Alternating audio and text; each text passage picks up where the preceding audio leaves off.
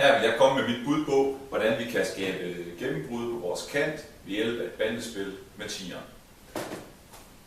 Udgangspunktet er, at vores bak har bolden, han er blevet retvendt. Vi har haft en god boldcirkulation, så modstanderen er ikke kommet over i pres endnu. Men vi kan se, at de er på vej. Altså, vi vil gerne skabe gennembrud herover i vores kant, eller på vores kant. I det øjeblik, hvor vores bak han kigger op, så ved vores kantspiller her, okay, jeg løser mig nu, jeg tilbyder mig. Det vil sige, hvis han er bundet af en mand, så laver han et lille forfindeløb. Hvis han står bredt, og bakken her ikke tør at gå ud til ham, så behøver han ikke at lave det her forfindeløb. Han kommer i møde, bolden spilles. I de fleste tilfælde, der vil bakken faktisk allerede gå i pres der. Han vil bare ikke nå det, sådan at han faktisk godt kan blive delvis retvendt, vores kant. Bliver vores kant delvis retvendt, og skal han have en at spille.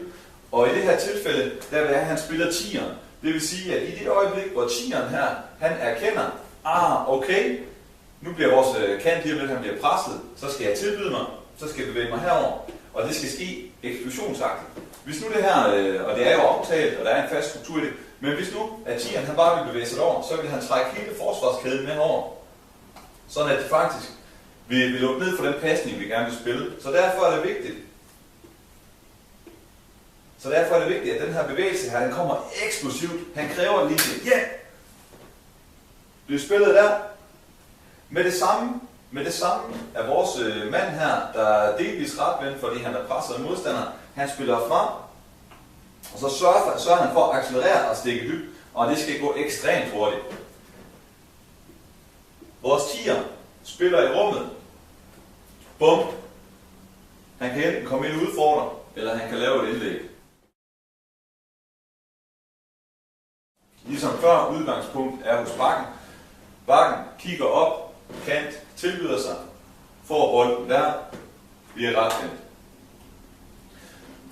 Bakken er ikke gået i pres endnu, så derfor vil et bandespil lige nu ikke give nogen mening, fordi hvis han kom her, løb derhen, spillede bande, så kan vi godt se, at afstanden hernede i det her rum her, der vil han helt klart miste løbeduellen.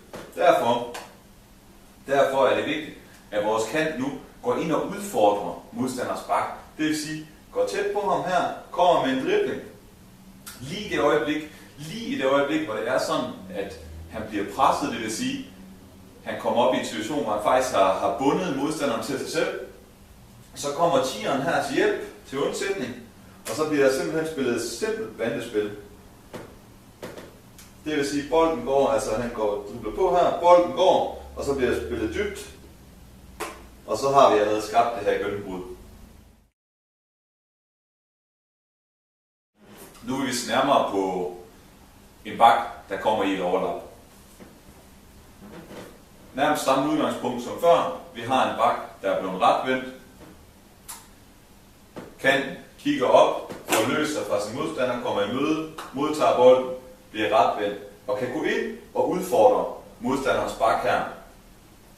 Nu er det vigtigt, at bakken her erkender, okay, der er masser af plads her, jeg kan komme i et overlap.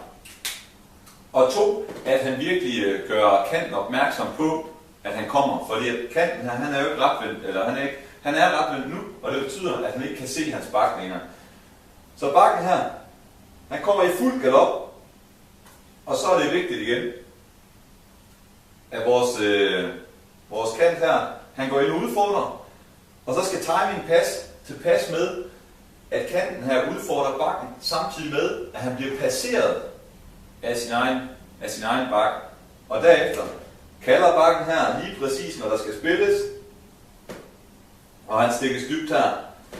Jo, hvad er det, der er vigtigt her? For det første skal bakken erkende, for det andet så skal bakken signalisere, jeg kommer nu, spil mig. Hvis ikke han gør det, så kan han risikere, at han bliver spillet for sent, og faktisk står i en offside-position. En variant her kunne være, at bakken han har spillet, han kan se, okay, nu bliver han frisk her, han tager overlappet. Men den her gang, der vælger bakken her faktisk at forsvare lidt ud af, så han ikke kan spille ham direkte uden at sætte bolden over styr. Så når vores bak han kommer her og signaliserer, at jeg kommer nu, så sørger vores kant for at spille fra til 10'er her. 10'er, der kommer i et eksplosivt løb, som kan erkende, at okay, nu bliver jeg nødt til at tilbyde mig. Og så er det ham, der spiller bakken her dybt, bum, bum, bum, og så har vi skabt gennembrud. Så igen, et spørgsmål om timing.